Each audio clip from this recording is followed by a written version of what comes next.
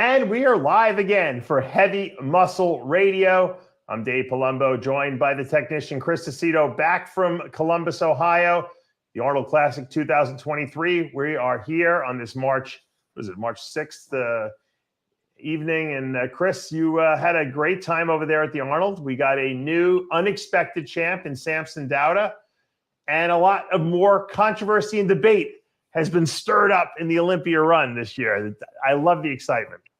Yeah, it was, tremendous show. It's nice to go back to the Arnold when it's in the same month as it's always been. You know what I mean? They switched it, they moved it, we're post-COVID, tremendous lineup, great show.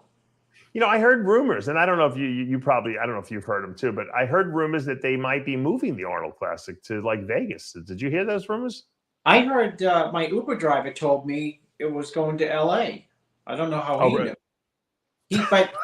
He told Uber me driver told my me Uber driver heard the rumor that it was going to LA, but he also heard a rumor that a former professional bodybuilder dropped Chad Nichols' daughter. And I said, no, even though I wouldn't put them past that, I checked. And it was a potential for Chad Nichols' son to drop a former former pro bodybuilder, current and continuous crybaby. People ask me about, some people are upset. They feel like, Sean has a big mouth and he's disrespectful, but he shouldn't be physically threatened with violence. I mean, how do you feel about the whole? I know you don't really like Sean Ray very much, especially after the whole war. I think, there's something that called the straw that breaks the camel's back, or you can only push people so far. Right. And Sean is a baby and he's a bully and he bullies people his whole career, and he usually gets away with it, and he's a whiner and he's a complainer, and it's called just poetic justice. And it was a threat, but you know what, maybe Chad's son will follow through on the threat. I personally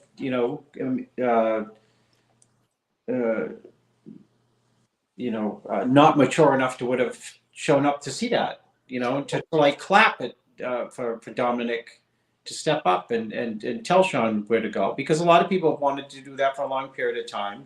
And the irony is, it's, here we are, 2023, and Chad's son is the one to go up there and tell him, what, if I hear you, talking about my father again, I'm gonna deck you. Yeah. The only person who's ever threatened you, Chris, was George. Didn't George Farrell once say he was going to shoot you in the foot? No, he's going to put a cap in my. We got that on video, Dave. If you're not so lazy to dig it all up, we got it on. I thought he said he was going to shoot you in the foot, didn't he? I think in the ass or something. No, I think he said he was going to shoot you in the foot. By the way, it was a cap, because I didn't know what a cap was. That's how I. Well, he was going to cap you in your foot, with his gun. Put a cap.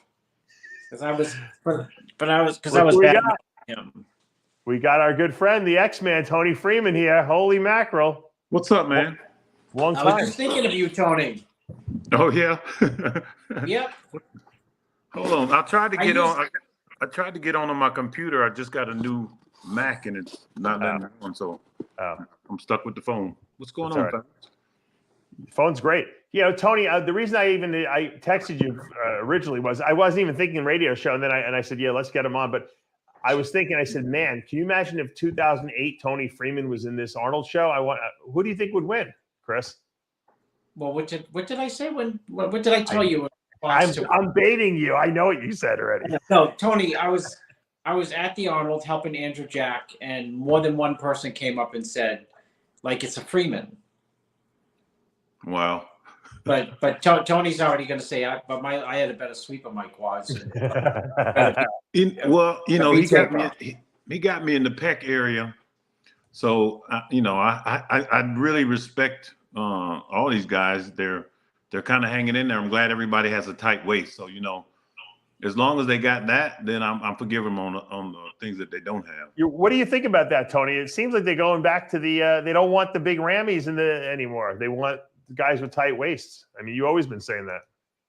What drives the sport is when people want to look like the people that are competing. And when you go so far to where people, I used to always say people want to see the freak, but they don't want to be the freak. So, you know, this sport is still an art form. And so the guys who have the ability to be big and symmetrical and, know how to present it on stage are always going to stand out. Whether they win or not, that's up to the judges, but that's what the people really want to see. Yeah, that physique right there wins. Tony, you just hit a grand slam in the first 14 sentences of the show. Because it's what people, it's a summation of what it really is in the current, situation in bodybuilding, whether it's be classic. The classic is growth because you just said it. People want to look like that.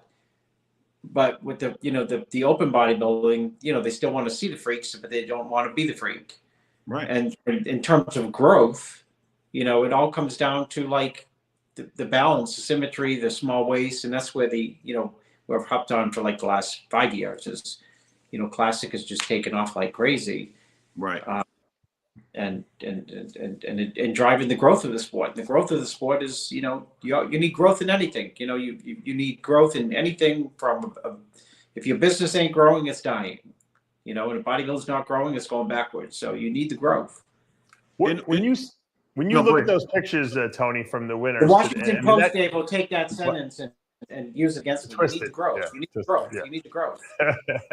No, what I wanted to ask, Tony, when Tony sees those pictures, of the guys who were at the top of the heap, so to speak, this past week, Andrew Jack, Sampson Dowda, do you say to yourself, man, am I came around at the wrong time? Because that Sampson won a lot of money yesterday, 2 days ago. Yeah, 300 grand is no joke, No joke at all. Again, like I say, I'm grateful for where the sport is as far as the opportunities. We got social media, we got the bigger paychecks now, we got all this exposure. I just as long as they bring it back to what it's supposed to be. Imagine starting your bodybuilding journey, and because you guys know visualization is a huge part of how you get to that point. You have to see it in your mind first and then go there. So imagine if all you had was, really hard physiques with, just that weren't symmetrical, that weren't pretty. What's going to drive you to want to go be like that? You know what I'm saying? Right. So that's kind of why I never let go of what made me want to be a bodybuilder in the first place. The whole X-frame and all that. I always say there's two types of physiques, though. Or two types of bodybuilders when you first start out. There's guys like you that were kind of like thin looking, athletes. The swimmer. They called me the swimmer. Yeah, but you could see the structure there. You had wide shoulders, you had a small waist.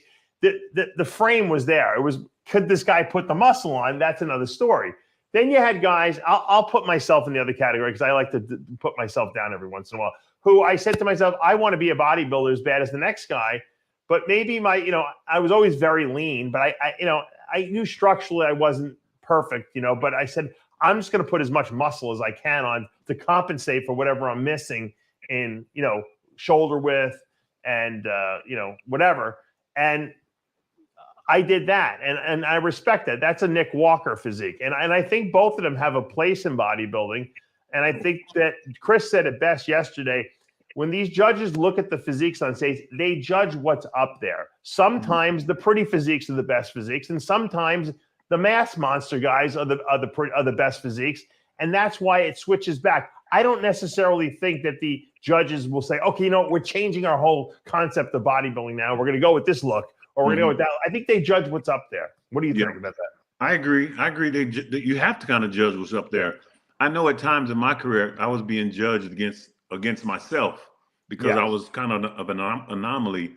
Yeah. So you have that. But, like a guy like Nick, I really like Nick's physique, especially from the back. He really brought it together.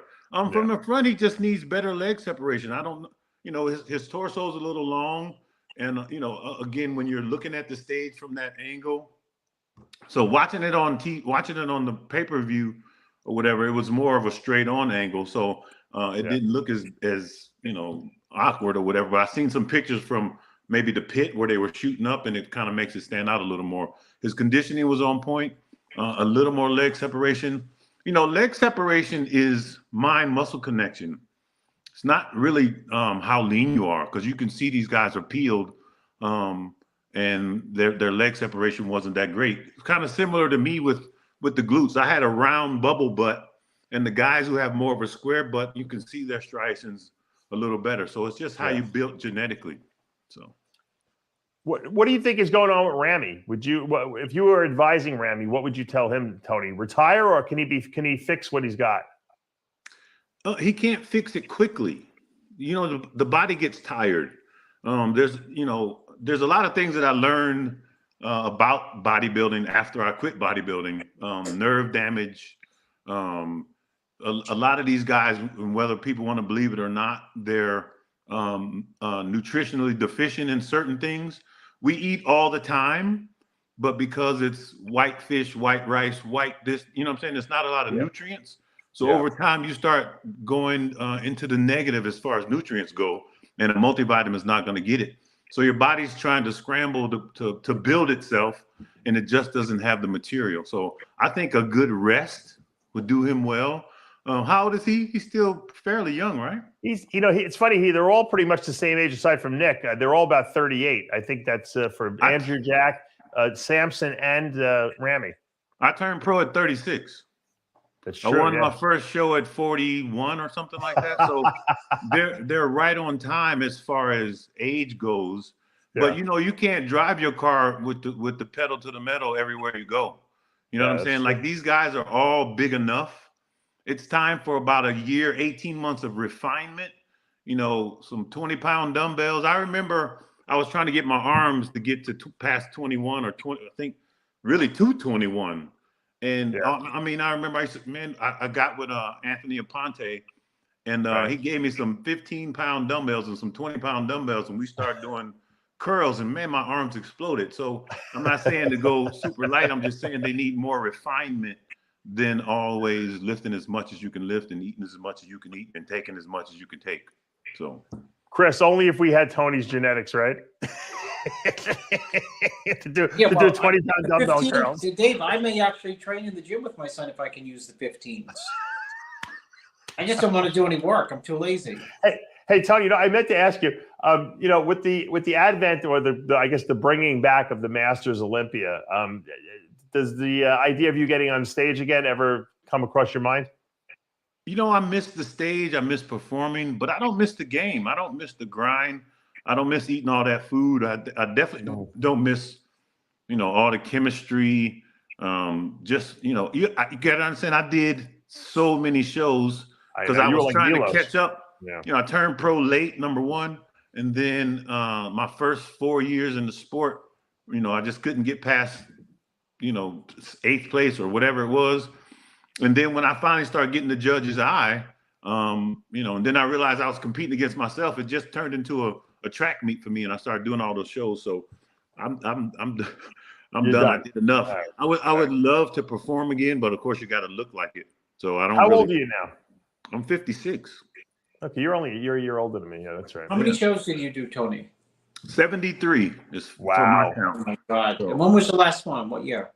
The Arnold 16. So this was my 7-year anniversary, basically, something like that. I can't believe it's been 7 years since. You know what? I say that all the time about my kid. I'm like, I can't believe my son's 7 years old. It's like the last 7 years of my life have gone like that. I don't even know where it went. It's crazy. Yeah, it's crazy how fast it goes. But I really enjoy watching. I watched all the Olympia. This Olympia and this Arnold's the first time I ever watched the entire show. Really? Ever. Wow. Since I've been doing this, since I turned pro, because I was always in them. I was in almost every one, so I never got to watch. Right. So it's really cool to watch all the classes. I really like the way the judges are judging now. It's cool. I really enjoy it. Well, who do you like? Given what we just saw at the Arnold Classic, okay, mm-hmm. Who do you think is going to be the guys to beat at the Olympia come November?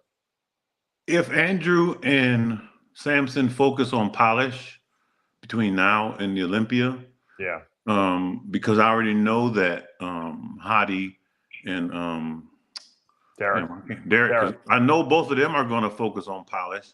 You know, those two can't really get much bigger. Derek can get a little bigger in a couple spots, but their structure is almost maxed out.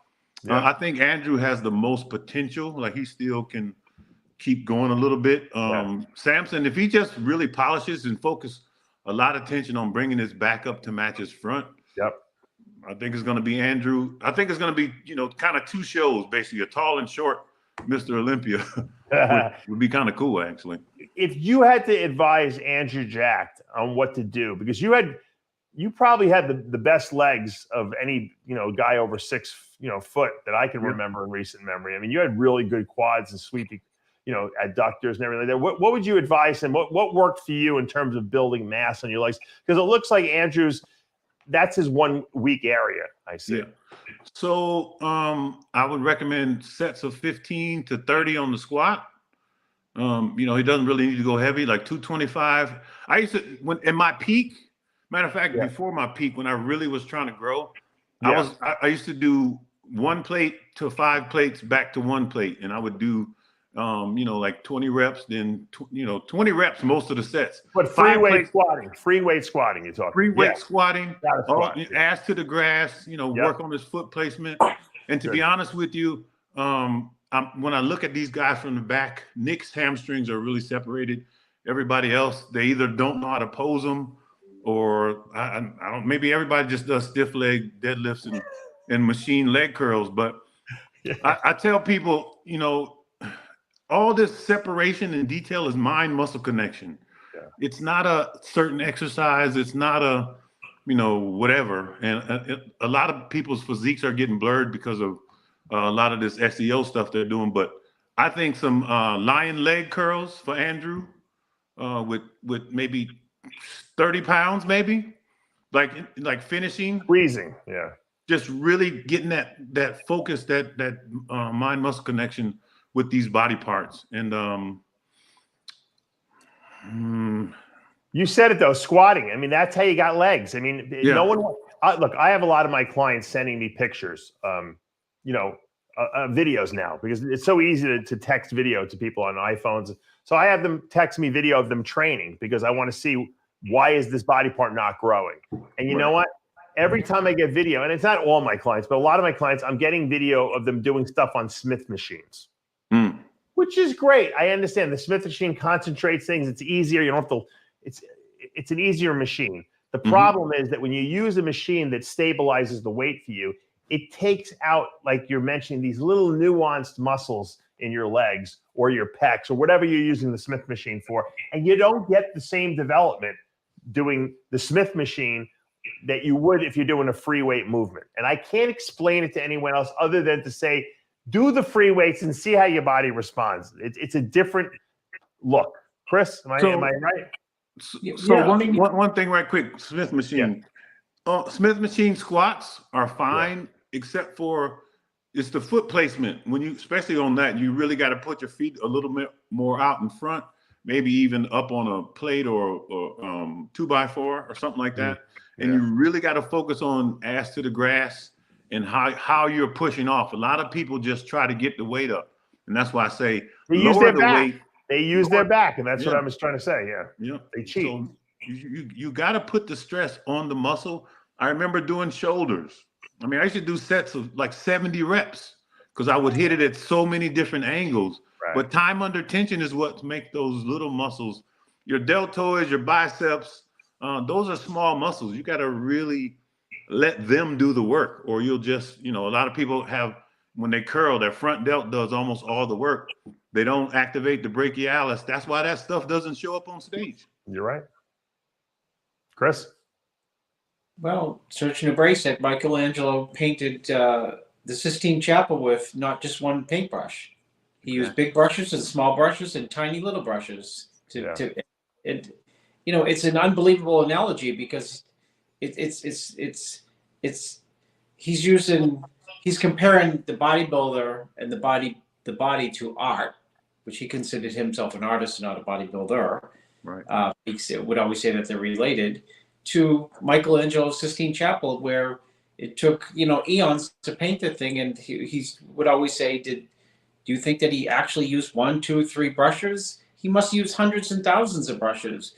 And if you want something as beautiful as that, or if you want a body that's beautiful, and you want to develop all the small body parts, you have to take a global look at it, and and that's what Tony's talking about. You can't just be doing curls and just heaving weight. You got to be able to put the muscle under stress, and you have to sometimes resort to things like longer time on detention, which could be slower movements, it could be more reps, it could be more volume, and but of course what Tony's talking about isn't it ironic, Tony? It takes you years to figure it all out for your own body. Yeah.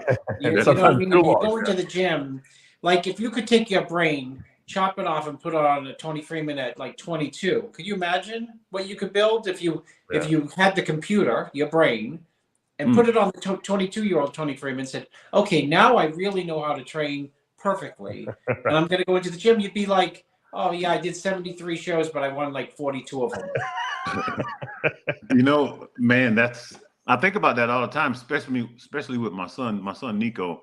I'm glad he didn't choose bodybuilding, but as far as genetics and ability, and he's an incredible athlete. And I remember I worked with him on bodybuilding for 21 days. He was working on his master's degree, and he had to do a project. And just for 21 days, we worked together. Right. And just doing just bodybuilding movements. Oh, it was insane. Everybody, it just was mind blowing what happened in just that little bit of shorter time. And I was like, man, if I was a mad scientist, like our friend Mad Scientist, I really could do something crazy with his genetics. And he's only 5'10", so he didn't have the long appendages like me to fill out. So, Chris will send your son down to live with you, his son to live with you if you want, because Chris is doing that with his son now. He's got his son into bodybuilding, right? Yeah. Well, I didn't get him into bodybuilding. He just he loved it. He followed me in, for God's sakes. It's insanity. I can't even believe him. And his son has got really good genetics too. Really I would prefer him to play the violin, Tony, or do something like soccer, or you know what I mean? Become a hairstylist or like an engineer, anything. Well, to be honest with you, if you choose bodybuilding, right, and then you also think ahead, like as far as investments and life, all that type of stuff. If you can do that and bodybuild, then that'll be the ultimate life. Because when you finish bodybuilding, you'd have your shit together, as opposed to people like me who I turned 21. I started lifting at 21, and I retired at 49 and a half. So when I retired, I was just like, oh shit, now I got to be an adult. Now I got to, you know what I'm saying? Now I got to take care of business. So if you can get that young mind, that young body, and then do all those other things that you should do to prepare you for your 40s and 50s, then I'd say go for it. Look at that! Look at those hamstrings. The X-Man right there, crazy. But you see that move right there. You see what I'm doing right there on the Roman chair. I'm engaging my hamstrings. So I would actually do leg curls with my body weight on the 45 degree. And I would use the Goot Ham horse. I would use that. And I'm actually flexing my hamstrings and bringing my body up with my hamstrings. Now, you got to be careful and you got to be warmed up because it's really bad on your tendons. But that's how I did it. And that's how I was able to stand on stage and have that separation. Yeah, you had some great separation. Yeah, you had crazy hams. By the way, just for those of you who are wondering, yes, I got burned in the sun at the soccer games of my kids' soccer games on Saturday. Chris, I was in the bath. I was walking around before. I'm like, I thought my son threw like some water at me. I'm like, I don't know why there's water dripping down my face. I look in the mirror. You know how you get blisters sometimes in the sun? The blisters are like popping, and there's like fluid running down my head. Oh my gosh! And I never burned. Now. The sun in Florida is so much stronger than the sun up north. Yeah, of course it is. It's not even close. It's unbelievable how strong. Well, you're a lot closer to the equator, so it's more right above you. Yeah. So it's gonna get you. I mean, you literally, if you don't put sunblock on or wear a hat or something like that, you get fried. And like I said, I got really good tanning skin usually because I'm got the Italian Jewish thing going on. And this sun here, if you're in the sun more than an hour, it obliterates you here. So let's talk a little bit about Classic. versus open bodybuilding. Tony, some people have said, that there should just be, Arnold really is the one who said there should just be one division, classic. Just judge open like classic bodybuilding. Look for classic looking physiques. We don't need like the X-Man. Yeah. What do you think about that? Do you like the idea of two divisions, or do you think that there should be one division? I'm more like the Highlanders. There can only be one. I mean, again, so classic is a look, right? Yeah. So, you got, and I know, promoters, and I know that, it's business, blah, blah, blah. I get it. But to be honest with you, you could tell, like in the classic division, some guys aren't bringing what we think they can bring because they're trying to make weight. Bodybuilding is a really tough sport. Peaking for a bodybuilding show is like trying to hit a moving target while you're moving. You know what I'm saying? It's like one of the hardest things in the world to do. And I think and that's why I used to cry about standards all the time. If we just set a standard, and you could change the standard as time goes by, but if you just set a standard, everybody's going to strive for that standard until further notice. You know what I'm saying? Like if you they start enforcing small flat stomachs, guess what? Everybody's stomach's flat. How is that? Why? How is that even possible?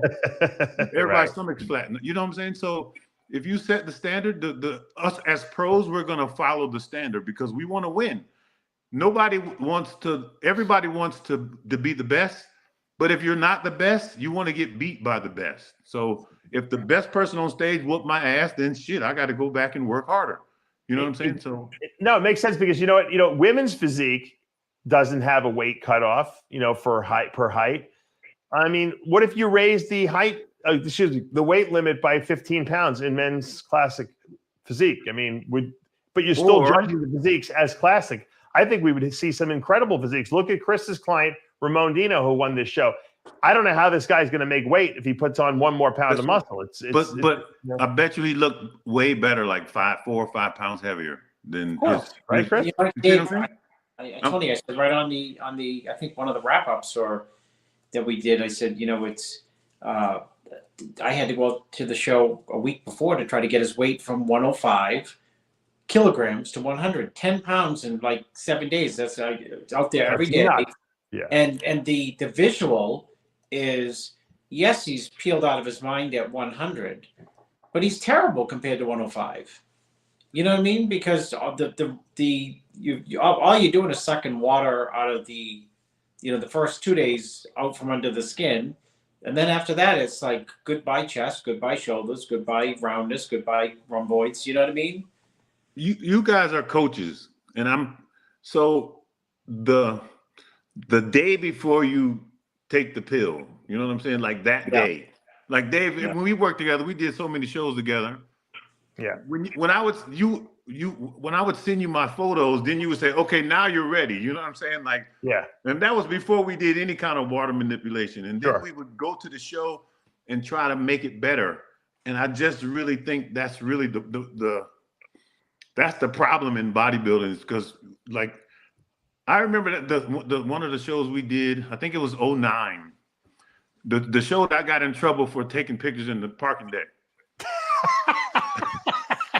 You remember that show? Yeah, I remember. Bro, if I could have came on stage the way I looked before, Ronnie came to my room Thursday night, right? He said, I'm gonna do my Ronnie Coleman impression. He said, man, don't do nothing. I'm like, what are you talking about? I haven't done anything. He said, well, I don't really care. He said, whatever you did, don't do nothing else. He said, hold that right there. He said, so I peeled off right and I posed for him. He said, man, they're gonna have to go to outer space to find somebody. That's a great compliment by Ronnie Coleman too. Yeah. He was like, bro. And I'm saying to myself, well, we haven't done anything. Yeah, we haven't even done it. That was just Thursday. Yeah. You know what I'm saying? So that's if you and remember in Brazil, Chris, I didn't put on any Protan, I didn't do no diuretic, and you was like, boy, you looked amazing. And I'm just like, shaft. Tony, you wore yellow trunks. Yes. Dave. That wasn't a Lee Thompson special, was it? Probably. No, it wasn't Lee Thompson special. You wore yellow trunks, and I think you got 8th. I don't know what I got. Because is it the reason I can remember the yellow trunks is because when you came out, I thought like, you got to be kidding me. Dave, go to my Instagram? X-MAN Toney Freeman Facebook page, and it's Okay. my icon in that page. Technically, you were old then. Oh yeah. And You know, Tony, I came backstage. I never go backstage. I came backstage to tell you got the shaft. They used to tell me the craziest stuff. I didn't tell you we had to go to outer space to get to look for a bodybuilder to beat you. Which picture is it, Tony? It's like the profile picture. No, the profile picture looks like X-Man Toney Freeman. I mean Tony. So what was the point with that, Tony? Is that you just Tony went to the X-Man show? Freeman? It's You didn't do any. fan page. Say that again. What was the point? Is the Brazil show where you get the shaft? You get the Lee Thompson shaft. Is it simply that you went into the show with like no water manipulation, no salt, blah blah blah? Man, I just got tired of missing. I don't know what the deal was. You know, I'm pretty sure, you know, when you stay as long as I did, because you have to understand, I did my first MP. That was that show right there. Yeah. That's no tan, no diuretic, no nothing. Dave, did I call out the trunks? And it's ridiculous because I remember, you know, those you look a little orange to me, but I don't know. Who knows? You know. Yeah, they're oranges. You know, I had the crazy colors. But the thing is, you know, I think I just maybe kind of wore out my welcome. I stayed so many years, did so many shows, and I get it. It's a business, so I get it. And to be honest with you, after a while, I made it my business to make the judges look like they didn't know what they was doing, because I was like, I'm not going to be able to, you know, if I'm not going to be judged against the guys I'm standing next to, you know, in other words, if you expect me to look like I did in 07 Ironman or 08 every single time. That's what they were expecting, Tony. But I mean, if you know. You were 50 years old at that point. I know. That's like asking your wife to still look the same as you did on your first date. You know what I'm saying? I'm just like, that don't even make no sense. That's like telling, you know, remember when I sweated in Phoenix? They said I sweat too much. Yeah. I'm like, oh, I said, well, that's the I don't first think show you're I allowed ever to say that anymore, Chris. Isn't that like, can't you have a lawsuit against people if they say you're sweating too much now? Dave, listen, what Tony is saying is kind of segues into what I said that in the wrap up is that Tony is saying, judge what you see. Yeah. That's it. The best man that day. I'm telling you, Tony, what's I think what has happened in the last, I don't know how many years since you've been gone, especially in the last 2, 3, Since 4. I've been gone. They're judging what they see. You have to for the sport to grow. You have to. Yes, in other words, it's like, you know what? Okay, Tony, you're not at your best, but you're still better than guys 2, 3, 4, 5.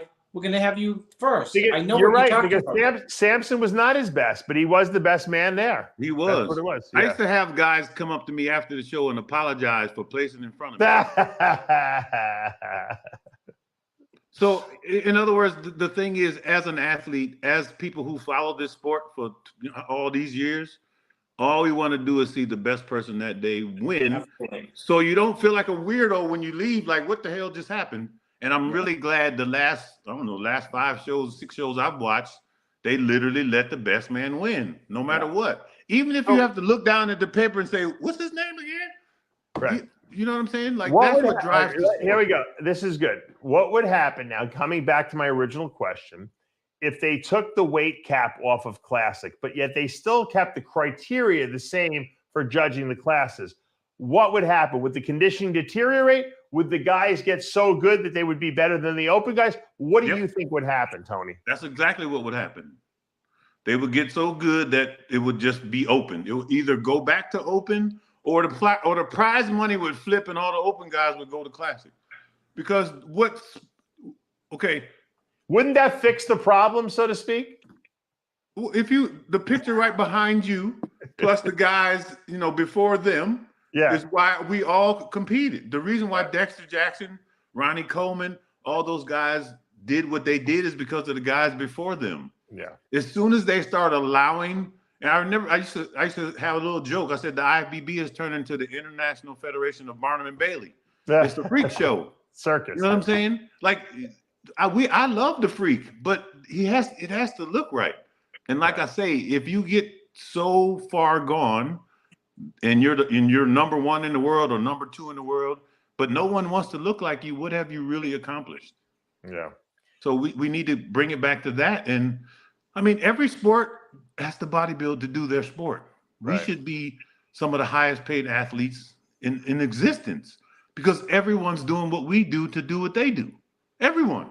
Yeah. I mean, you're right. I mean, think about it. 98, 99, Ronnie Coleman was a classic physique. I mean, really, he was a freak, but he was a classic physique. He got a little too big after that, but I think 99, right? You know why he did that? You know why Ronnie dropped the hammer like that? Why? Because they were trying to take the title away from him. Oh, you think so? You know what I'm saying? So he was like, well, I'm just going to make it to where they can't deny me. And that's what happened until, you know, like, you remember at the press conference and they said, Ronnie, you got 8 Olympias. If you win this, that'll be 9. That'll be the record. Are you going to retire after that? He said, hell no, I'm going to ride it till the wheels fall off. Remember that shit? Very good impression, yeah. And the wheels fell off. You know what I'm saying? Like that. You have to understand this is the human body. And it's only going to go so far before something gives. And it ain't going to be them weights.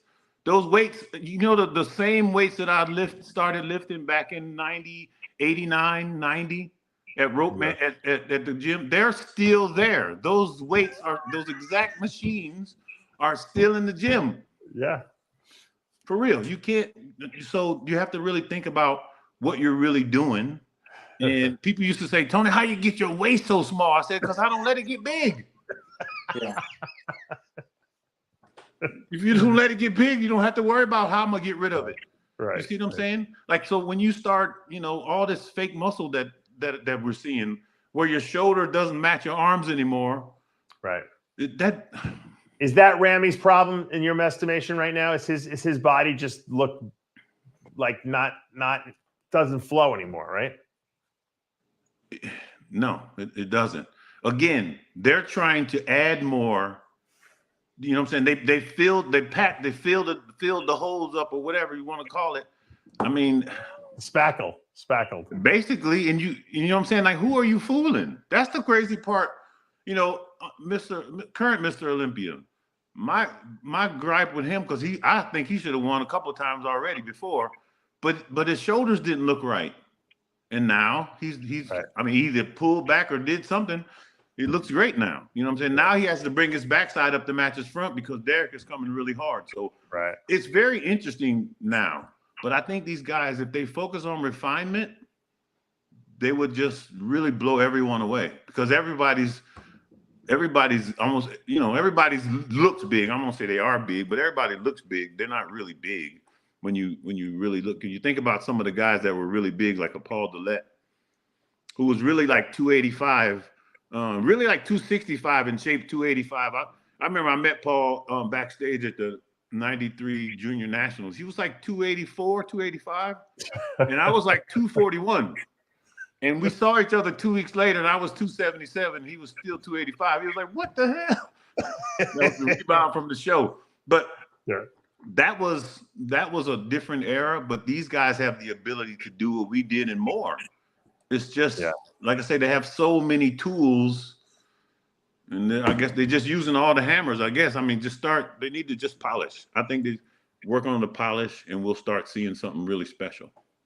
So when you look at Ramy's physique, what would you tell him? How would you advise him? Is it fixable? Going back to my original question? It is fixable, maybe, to a certain point, but I would go away for a year and come back. Yeah. I would go away and rest. You know, I'm not saying go away and don't train. I'm saying I'm not getting ready for a show. I'm not, you know, being on the road. First of all, go make sure he's healthy. A lot of times it's hard to be healthy and look good at the same time at this level. True. So it's very hard. It takes a lot of extra work. I mean, that's why I did all those things that I did. Yeah. Because I was concerned with my health at the same time. And I realized that since bodybuilding is a cellular type of situation. In other words, we're manipulating cells right now. Our muscle fibers are, you know, how our body's taking glucose. So I said, well, if bodybuilding is I used to say I bodybuild on a cellular level. So my goal was to make my cells as healthy and as functional as possible.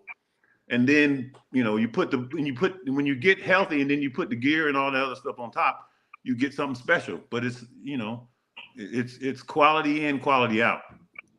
I think a lot of stuff is they're just pushing it too far because they can. So you make a good point. The gear works better when you're on it with a healthy body. And I think that's why when guys first start taking gear, they respond so well to it because their bodies are working more efficiently. And then they don't ever want to take a break. And then their bodies are not processing things well. Their liver's not working well. The kidney's not working well. And then they wonder why the gear doesn't build the same muscle. So what do? They take more gear, which makes more toxicity in their body, right? Yeah. So when you first start taking chemistry, you have your chemistry, and then you add some outside chemistry, that exogenous chemistry. So in that environment, I mean, it's pristine because you know your kidneys, your liver, everything's functioning properly. And then when you put that amplifier on there, you get a great result. But check this out: if you put another amplifier on there and another amplifier, when you turn it up, you're gonna blow the speakers.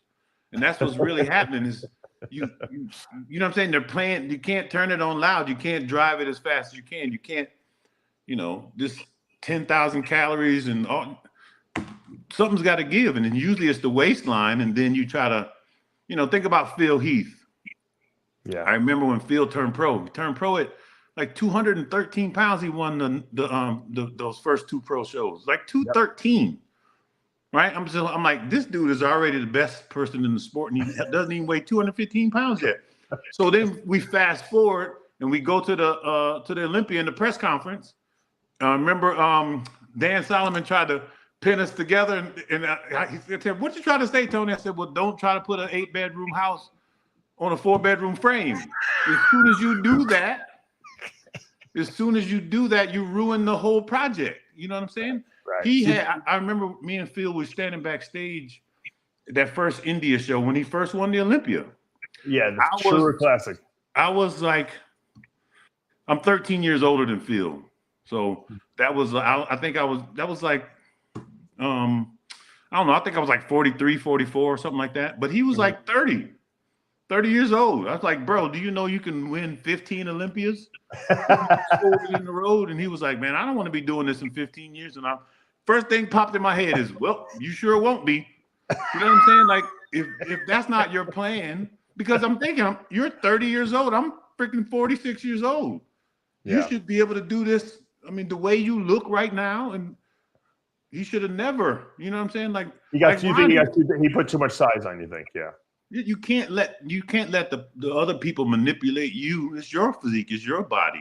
And that's the only thing that stopped Phil was his midsection. He was unbeatable when his midsection was tight. Literally unbeatable. You could do whatever you want before that. He'd walk out there and be, oh, fold up the tents, everybody go home. I mean, and I'm standing on stage looking at the shit. So I'm just like, damn, I just can't. Yeah. Somebody just needs to, you know, you can't lift as much as you can lift, take as much as you can. You know what I'm saying? Like, you have to have some kind of plan and have some kind of temperance to it. Taking it back to what Chris said, if you had your current brain on your 20-year-old body, think about what you would do, you know, the amazing shit you can do, you know? Yeah, I got upset after when I finished, when I learned what I was really missing. I mean, you know, it was fun and all that, but eventually, you know, your body just gives out. And I was actually lucky because I had like an injury that I could have recovered from and came back. But because I set my goal to retire at 50, I'm like, well, shoot, even if I recover, I'm gonna be 50 when I recover. So I just said, I didn't know you had decided to retire at 50. Interesting. Yeah, because I mean, you know, if you don't want to just keep going until the wheels fall off. Right. You know what I'm saying? Like, I have children and grandchildren now. I want to see my grandkids have kids. So when you start thinking about something other than yourself, that all that stuff becomes reality. And I'm sitting up here thinking about, you know, my two buddies, Sean and Cedric, and I'm like, they just left way too young. And I'm not, you know, they might have had issues outside the sport, and that's the problem, because we don't know the hidden thing that, you know, that might take us out or whatever. So, you know, I love the sport and I love the freak and I love all that type of stuff, but I just wish that they would just focus more on polishing. Like, I literally would like to get with Andrew and just show him, like, it take like one afternoon. Like, it wouldn't even have to be prepping for a show. It's just little tiny things that can extend your career, number one, but just make you look better. Yeah, I think you could probably help him with his posing a lot too. Yeah. People don't realize what a great poser you were. There's Cedric McMillan, by the way, we were talking about before. But Cedric's the man. Cedric was also, you and Cedric, very similar posers, you know. Yeah. I practiced my posing ridiculously. I used to use it as one of my cardio sessions. I would always do 30 minutes of posing, and I would do it, you know, without a mirror. I would basically take my posing routine and I would put on sweats, cover my whole self up, and just pose for 30 minutes, put it on loop and pose for 30 minutes straight. So by the time you get to the show, I mean, you can hold those poses forever. Your music and all that, people can really feel what you're doing because, you know, you look like you worked on it. Tony, do you think Chris Bumstead is beatable at that classic physique Olympia level? I would love to compete against Chris Bumstead. To be honest with you, I don't really think so. Maybe if they got rid of the weight limit, but then again, that would allow him to get bigger. How old is Chris? He's pretty young still too, right? Yeah, he's like 30. He's not even at the level of his limit yet. I don't even have, the guy must have hollow bones or something like that. I don't know how he's very tall. So he can be pretty heavy on stage still, you know. Wow. Well, I mean, he looked amazing. His conditioning is on point. So I think he is beatable, but I don't know the person that's going to beat him. Why do you think he's so popular? I mean, the guy's got like what, 12 million Instagram he's followers? Tall, dark, and handsome. People don't understand. This world ain't gonna never really change. He's an Adonis. He has a small waist. He has a chiseled face. He's tall, dark, and handsome. And that's why I was trying to tell, I'm just like, listen, that's why Arnold was the man. Arnold was tall, dark, and handsome. He didn't have the best physique. He was tall, dark, and handsome. He had a great physique. Right. But people that's like I say, remember, when you see somebody with that kind of statue that looks like that, they're groomed, you want to look like that. Even if you're 5'6", you want to look like that. So I would just focus on that. As long as he holds that in the road and I don't think he really can get too big. I think he could get big enough to be Mr. Olympia, period. No open, no classic, no nothing. You think he should try that? Would that, if you were in his position, would you say, hey, you know what? I won the classic physique title 4 times. I'm making 100 times less money doing this, from prize money. Maybe I should go into the open division. Would you venture into that territory? I sure would. I don't see who's going to beat him. What are you going to do? You're going to say, well, they're heavier than him. That's it. Yeah. They're not going to look better than him. Like I say, he's tall, dark, and handsome. Another 10 pounds and he walks out on stage, just cancel Christmas. What do you think, Aceto? You agree with that, Chris? I would probably, in a hypothetical, disagree, but I just went to the Arnold and Sean Clarita, who's tiny, was 5th. Say that again? I said I probably, Tony, would have disagreed with you, but I just went to the Arnold. Right. And Sean Clarita, who's like 5'2", was 5th place. Exactly. So if Sean Clarita, who's, 5'3", 175, can place 5th at a extremely competitive Arnold Classic. I mean, he didn't look smaller than them. He looked shorter than them. Yeah, he looked smaller than them. He looked exactly like you expected him to look. Like in his case, I think it was the best place that he could possibly be. But structure and height, which you're talking about, and broadness. On a pro stage, you don't have to be the biggest guy. And, if he had 10 more pounds to that frame. Think about how much excitement that would inject into that open division if he did do that. To be honest with you, if you really want to see the sport, like $1 million first prize, that's what needs to happen. If Chris Bumstead goes to the open in 2 years, the first prize will be $1 million. Because people would start paying to see it again. Unless they use the pregame show commentary Dave from the Arnold, then say that again. Want to see it. Well, what I'm saying is, so I remember I had a couple of covers, right? I did I had to cover, and I did muscle development. What's the guy used to be over Flex? Not Chris, but Alan. Yeah, Alan Donnelly. So he came up to me one year. He said, "Tony, you know you had the highest selling mag this year, whatever." And I'm just like, cover shot. "What?" But it's because regular people picked it up, not Right. because wasn't the most famous person in bodybuilding, but regular Joes picked it up. You know what I'm saying? Tony, I used to tell people all the time. I'm like, if people say, what bodybuilder do you want to look like if you had to pick the ideal physique? And I never picked like Dorian. And I always said, I want to look like Toney Freeman, man, because he looks like an athlete, you know. You look like good in your clothes and out of your clothes, you know what I'm saying? Like regular people. So what I'm saying is Tony with those sweatsuits walking through the airport, people thought he was like Michael Jordan or something like that. They didn't know. So it's Chris would really take it to the next level. Again, I have never seen him like, 250, 260. And I'm not saying he has to be that heavy. I'm just saying, and you saying he's not even as heavy as he could be in Classic? He hasn't even hit the limit of the Classic yet. No, no. Well, shoot, no.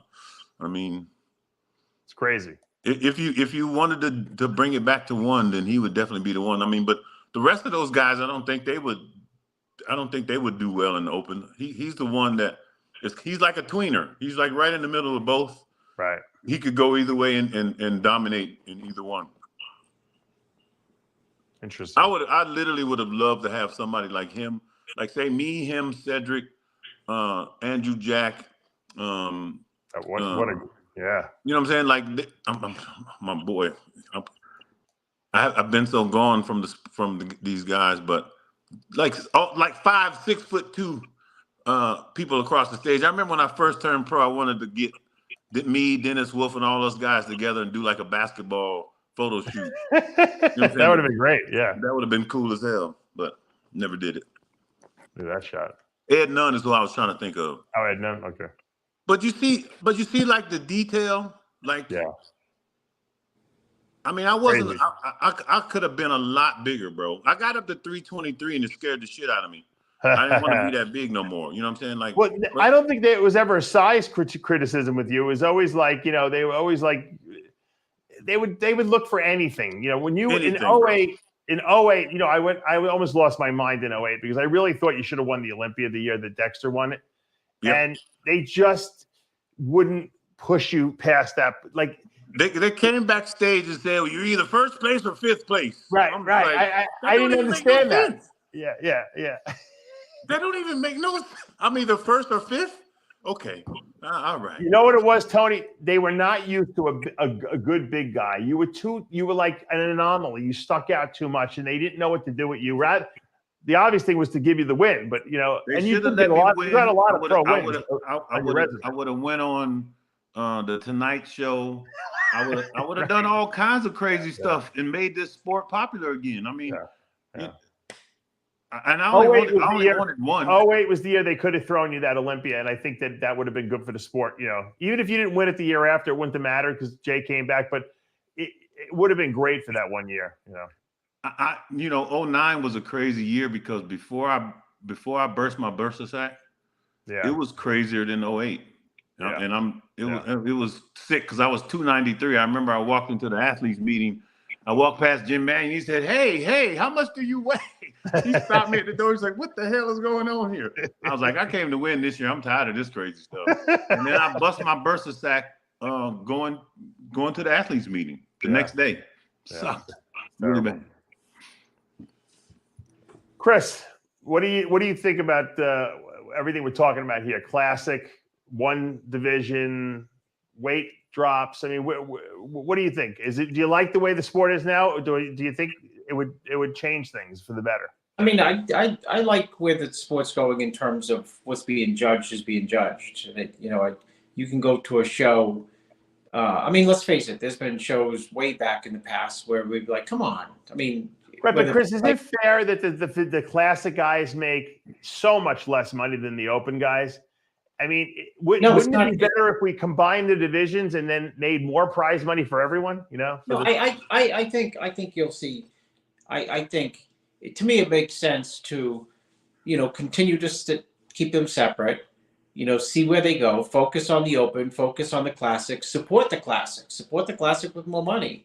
You know, if you want to see it grow and you see there's a potential there, it's just like a company. It can't grow anymore because there's a limitation on it.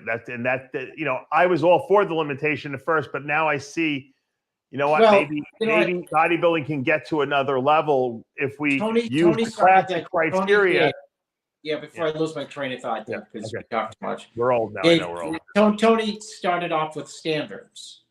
The word he used was standards. What he really meant was boundaries. He meant standards and boundaries and red lines. Yep. And this sport has always broken the red line. Every time a line is drawn in the sand and we've been told don't go past it, everyone blows by it. And because Tony, my son, said he went to the Classic Olympia, he went with me, and he stayed with me for a week, and he saw Ramon get there as like a showstopper and go on stage and get second as not a showstopper. And his point was, why can't they just judge Classic for Classic? Right. It's such a simple idea. I said, because boundaries and red lines. Like telling your kid, don't go over on the playground. To use Tony's words, standards aren't held up, and you know they're in rule books, they're written, they're in people's minds, but they're broken. And right now, the Classic is a tremendous division. And I think my concern is if they say like, oh, there's no weight limit, you get like, how did this guy qualify for the Olympia? He's not Classic. You know what I mean? Well, you gotta do it like, you know, shoulder to waist ratio, stuff like that. I mean, there's a way to do it because Classic is a look. You know what I'm saying? Like you could have everybody peel off before the show. Like, you know what? You can't even compete. Right. And as soon as you experience that shit one time, you will get it right. Yeah, because then they'll go to the other division, right? You got to go to Open. It's like when you're doing the long jump. If you step over that past that white thing, you scratch. Yeah. It doesn't count. You could jump 90 feet. It don't count. You know. Here's a perfect example. Also, let's take it out of the men's division. Let's talk about this wellness division. Wellness, to me, at least the way I'm seeing it, is women's bodybuilding in heels. Okay, we like the jacked up bodybuilder look, okay? Except for some reason they're rewarding bigger lower bodies than upper bodies. I don't know why. Why not just make it? That's a Brazilian thing. Yeah, I understand it, but why not just make it? Why can't there be symmetry and still have a big butt but now it's become like a joke because now it's the big butt division. It's like what happened with bodybuilding when guys were using too much synthol, back in the 90s, and they had to like make the rule. The rule really wasn't banning synthol; it was banning excessive use of it, because if we can see that your arms look jacked up or your delts or whatever you're shooting up, then we're going to mark you down for this. Same thing. Well, I mean, wellness is, these girls' butts look ridiculous at this point. Yeah, and they do. It's ruining the aesthetic of what wellness was intended to be. So if they did the same thing with Classic and say, you know what, guys, we're going to bump the weight class 15 pounds. You can weigh 15 pounds more for your thing. That would pretty much give everyone the ability to get to the size that they need to without having to kill themselves to make weight. Okay. And if they grow out of that aesthetic, then they, like Tony said, they're going to just get marked down and they're going to have to go to another division. They're going to have to go to the Open division. That makes sense. I mean, doesn't it? Yes, it does. And like I say, if you set the standard or the boundary or whatever it is, as soon as you witness someone getting dealt with, everybody's going to be put on notice. And you know what I'm saying? Yeah. Like, it'll correct itself, just like the flats, just like the bubble guts. I mean, are they doing anything different? Did they, they're gone now. Maybe people start doing colonics. Maybe people start taking pro and prebiotics and fiber. Whatever the fuck they weren't doing before. What they're doing is they're just controlling their posing on stage too. Exactly. People didn't give a crap before. That's exactly. Exactly. And that's what I used to complain about all the time. I'm like, this is, like an eyesore on our sport. You know what I'm saying? Like, represent it like a lawyer or a doctor. Don't have people wondering what is that? Or don't have people cringing in their seats because you're on stage. You know what I'm saying? Right. Look, good, a lot of good information, a lot of good ideas put out here. Tony, I want to thank you for joining us tonight, and saying it like it always is. You're very real. You don't hold back anything. And what would you like to see? Are you trying to get more involved in the sport? Or are you kind of good where you are now? What's? I mean, I'm a huge fan. I love the sport. I would love to be on whatever podcast or whatever. Okay. I'm just not consumed by it like I used to be. So right. Like Tony would have been a incredible asset to review, like after prejudging the Arnold or because what, Tony, at the end of the day, the longer you've been around the sport, the better your eyes get. Just like the longer you've been around the sport,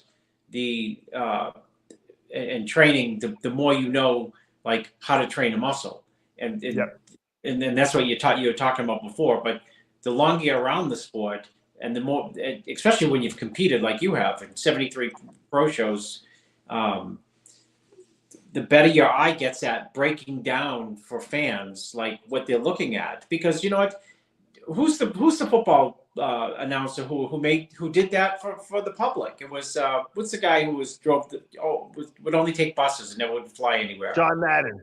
Oh, yeah, John Madden. The first time, I was never a big football fan whatsoever. I'd watch football, could never get into it, not really know. I mean, I know the basics, but I watched John Madden break it down and be like, okay, I can only watch football when John Madden is telling me what I'm seeing.